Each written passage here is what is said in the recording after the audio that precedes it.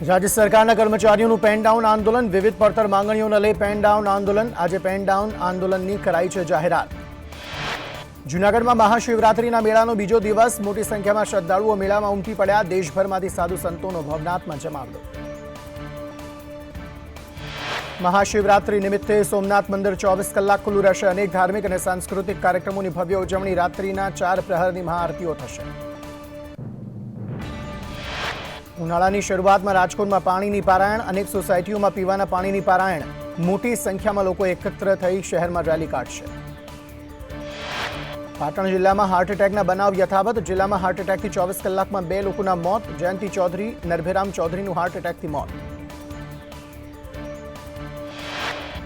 લોકસભાની ચૂંટણી પહેલા સૌરાષ્ટ્રમાં રાજકીય ગરમાવો। ગાંધીનગર બાદ હવે અમરેલીમાં ભાજપનો ભરતી મેળો। ભાજપમાં જોડાયેલ અમરીશ ડેર કરશે શક્તિ પ્રદર્શન। લોકસભા ચૂંટણીને લઈ ભાજપની ઉમેદવારોની પસંદગી પ્રક્રિયા। દિલ્હીમાં ભાજપની કોર ગ્રુપની 2 દિવસીય બેઠક। મહારાષ્ટ્ર, બિહાર, પંજાબ, હિમાચલના ઉમેદવારની ચર્ચા। અમેરિકા કેનેડામાં ઘૂસણખોરી કેસમાં ઈડીની કાર્યવાહી। અમદાવાદ સહિત 29 સ્થળો પર ઈડીના દરોડા। એજન્ટ બોબી પટેલ, રાજુ પ્રજાપતિ, ભાવેશ પટેલ સહિત 5ને ત્યાં દરોડા।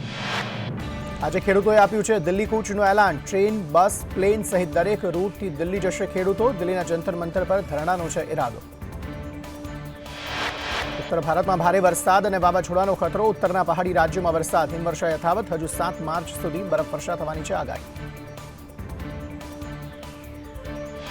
રાજ્યભરમાં ઠંડીનો ચમકારો। નલિયામાં લઘુત્તમ તાપમાન 11 ડિગ્રી નોંધાયું। અમદાવાદમાં 15 ડિગ્રી, ગાંધીનગરમાં 14 ડિગ્રી તાપમાન।